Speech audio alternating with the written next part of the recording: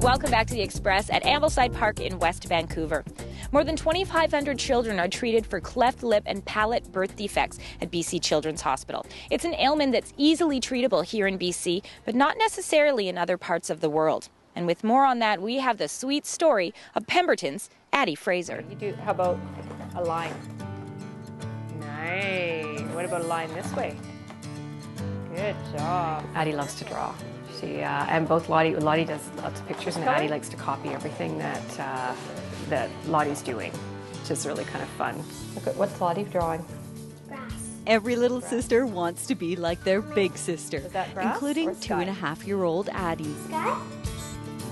To look at her, Addie is a normal little girl, although the life of this adopted child didn't begin this way. Because she was born a girl with a unilateral cleft lip and palate, her parents abandoned this little bundle of joy on the streets of China. She was found on a street and taken to a police station right away. In China, it would have meant a life, if she hadn't been put into an orphanage, would have been, a very difficult life for her. She certainly wouldn't have had a lip or palate repair. In China, a child with a cleft palate has little hope. But here in North America, adopted by the Fraser Cleftinger family through the Waiting Child program, Addie's health challenges were easily addressed, thanks to the staff and services of the BC Children's Hospital. Everybody was so amazing. What really amazed us was the first session of appointments we went to. The doctors and the nurses all spoke to her. They didn't actually speak to us. One hand? No hands. Yay! That just speaks volumes, because then it's about the kid. It's about the child. And they feel that they're part of this whole thing, even if they don't understand. Within 2 weeks of Addie's first appointment, she underwent palate surgery on June 30th, 2010, her birthday. She was now 2 years old. If born in North America, Addie's surgery would have been done 15 months earlier. What we didn't realize was that cleft lip and palate surgery is actually a priority in British Columbia because it's around speech. 2. Because the earlier you start on language development, With the better you are later in life. I want 1 last. And life is looking good. Within 4 months, Addie plumped up 8 pounds and grew 4 inches. And mama and pointing became the mainstay of her developing communications. Daddy. She's got more sounds. She has to learn how to make sounds. So we're working on that. She can, of course, eating is so much easier because she's got an actual mouth. Round and round the wheel goes. She likes to play and she's very ticklish, and sometimes wherever I go, she tries to go. And Addie goes everywhere, like any other BC child. She has access to the pediatric care she needs. There's so many children who are born with it every year. It's so fixable and manageable because the hospital's here and the team is here. You can change a little person's life. Ready? Woo! It's not just about what this facility does for our own children, it's what they do for children around the world. Making a difference here at home. From Pemberton, I'm Nicole Fitzgerald for Shaw TV.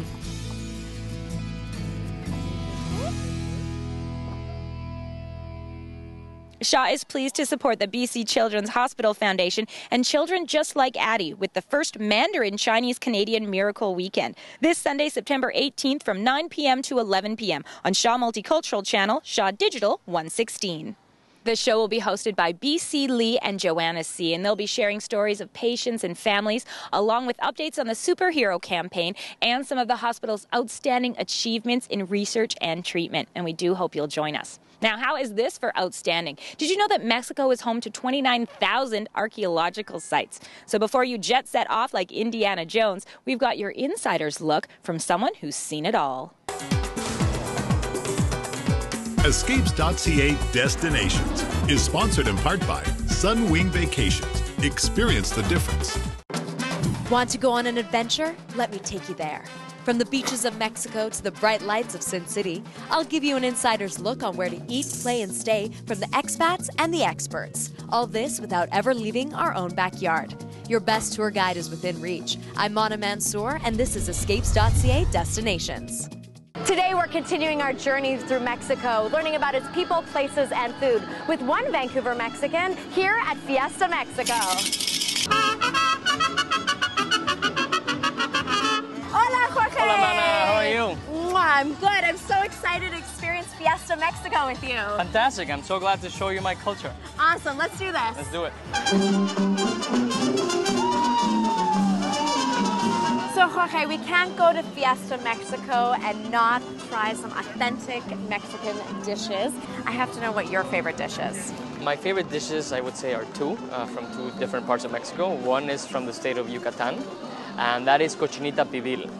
Cochinita pibil. Cochinita pibil. Okay, I'm going to butcher that. All right. And what is that? Cochinita means little pig, I Little guess. pig? And pibil, Okay. I have no idea how it translates. But pibil is basically the sauce that the cochinita is made with, and it's a very delicious sauce, and it's pulled pork, basically. Oh, lovely. Yeah. Excellent. The other one is mole negro from Oaxaca. Mole negro. Yes, mole negro. Mole is like a... I don't know if you've heard of this, but mole is like a sauce that resembles curry. Yes. Wow, that's all making me so hungry. Shall we go get some food? Let's do it. Arturo's Mexico to Go is a great, quick way to sample authentic Mexican food on the go in downtown Vancouver.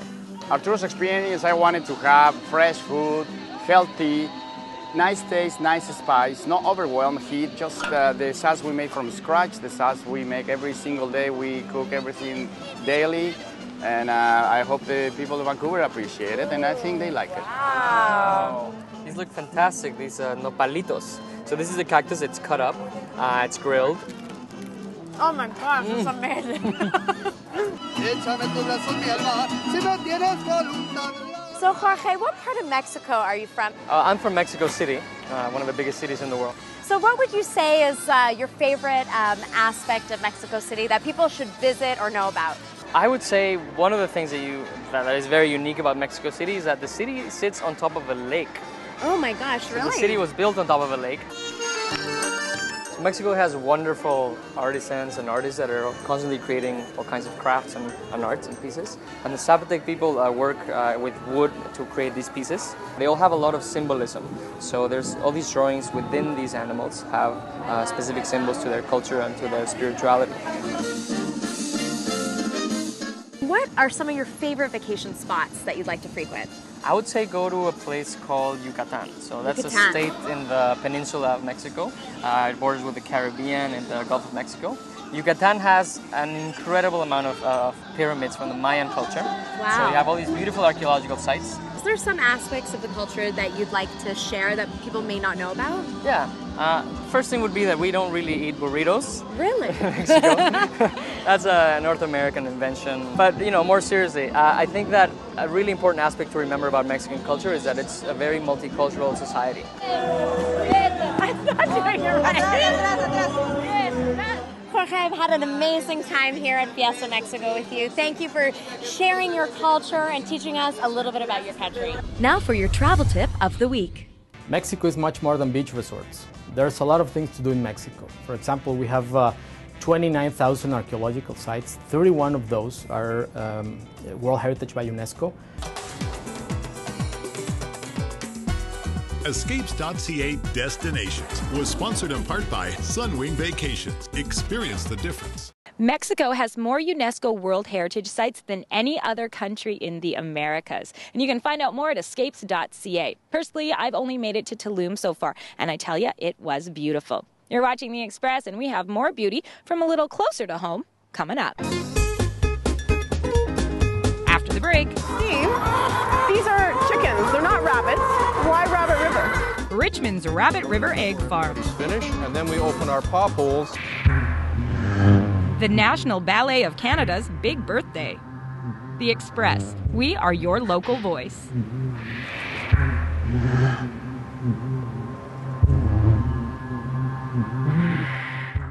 Community programming on Shaw has been generously sponsored in part by Hairstyling and color services for Shaw TV, provided by The Lounge Hair Studio, loungehairstudio.com. As a Canadian, have you ever thought about how trees affect our lives? Trees work for all of us every day, in our neighborhoods, parks, schoolyards, and wilderness areas. They clean the air we breathe and help conserve the water we drink. They also provide habitat for wildlife. Trees add beauty and value to the urban and wilderness landscapes, and they provide us with many essential wood products. September 21st is National Tree Day. Let's celebrate this rich Canadian heritage. Welcome back to The Express at Ambleside Park in West Vancouver. Our show is all about living the good life, and that means things that are good for you and good for the earth. Up next, Shaw's dietitian and our local foodie visits Richmond's Rabbit River Egg Farm, where they really do put the chicken before the egg. FarmFolkCityFolk.ca, good for you, good for our earth, is brought to you by Farm Folk City Folk. Hi, I'm Lori, and I'm here to share with you my passion for nutritious food and sustainable living. Each week, I'll travel throughout the Lower Mainland to discover what goes into the creation of our local foods. We'll see if these foods meet my dietitian's stamp of approval, and why these foods are not only good for you, but also good for our earth.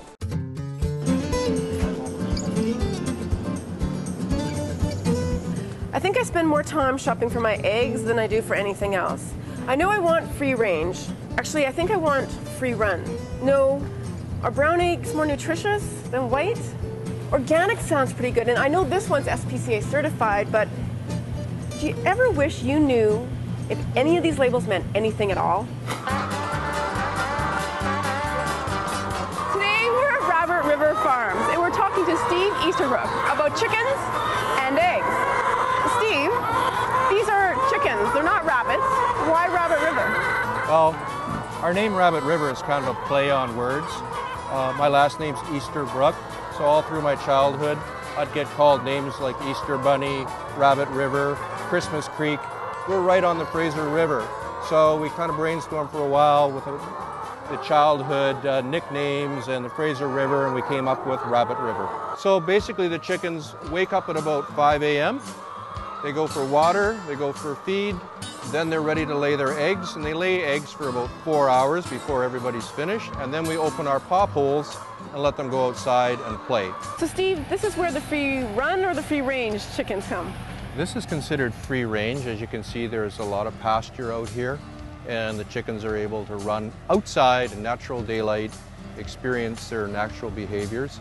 All the principles of organics call for humane animal treatment, but we became SPCA certified in 2002.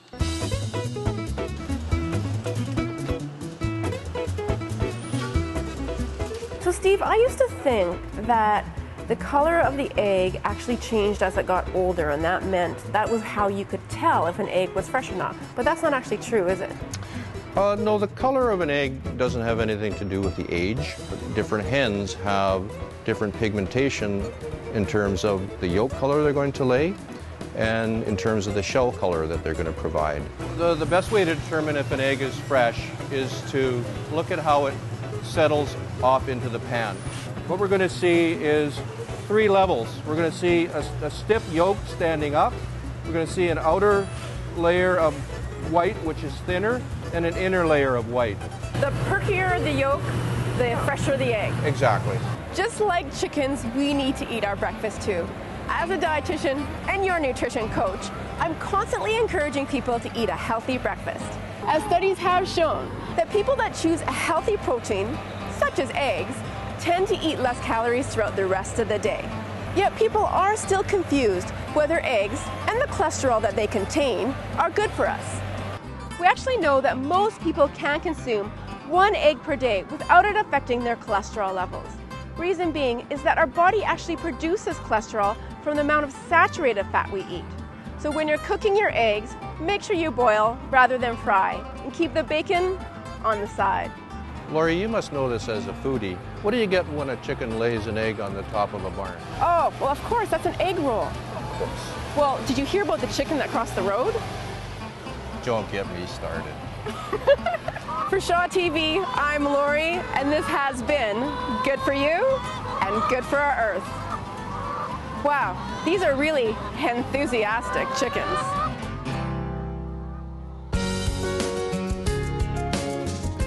FarmFolkCityFolk.ca, good for you, good for our earth, has been brought to you by Farm Folk City Folk. If you head to eggs.ca, you can find tons of egg recipes, and you can also order your free egg cooker. You're watching The Express, and from farming to flowers to fundraising, we've got your spotlight on local events.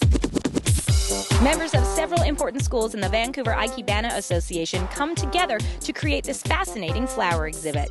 Join hundreds of thousands of people across BC for the annual Terry Fox Run, a fundraising event grounded in tradition and volunteer-driven for the past 31 years.